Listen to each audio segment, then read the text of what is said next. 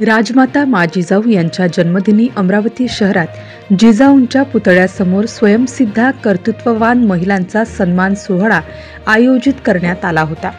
यावेळी राष्ट्रपतीच्या हस्ते पुरस्कृत तरुणींचा व आपापल्या क्षेत्रात यशस्वी काम करणाऱ्या यशस्वी महिलांचा माजी मंत्री व प्रहार संघटनेचे अध्यक्ष बच्चू कडू यांच्या हस्ते सत्कार करण्यात आला। त्यापूर्वी बच्चू कडू यांनी माँसाहेब जिजाऊ यांच्या पुतळ्याला अभिवादन केले। यावेळी त्यांनी आपल्या पराभवावर भाष्य केलं।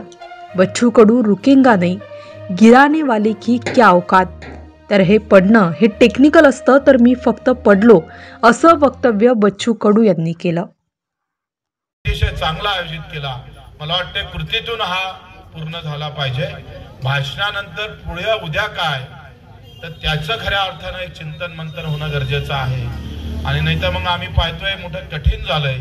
लोक मला पडल्यानंतर एवढ्या म्हणजे मला असं वाटलं का मी आता सगळं मला देशच विकून जावं लागतं, देश सोडूनच जावं लागतं की काय। म्हटलं बाबा फक्त पडलो। छत्रपतीच्या काळात तर माणसं कामी यायचे, गड किल्ले जायचे, पण अर्ध्या एक तासात पुन्हा माणसं उभे राहायचे। त्या कुशीतले आम्ही आहे, त्या विचाराचे आम्ही आहे। ह्या गिरने से थोड़ा गिरता है, बच्चू कडू रुकेगा नहीं, तो गिराने वालों की क्या औकात है गिराने की। आणि म्हणून आपण पाहतो का हे पळणं गिरणं हे टेक्निकल असतं, खऱ्या अर्थानं लढणं महत्वाचं असतं। ते लढणं आपण कायमचं कायम ठेवू अशा प्रकारची विनंती करतो आणि हे दोन शब्द संपवतो।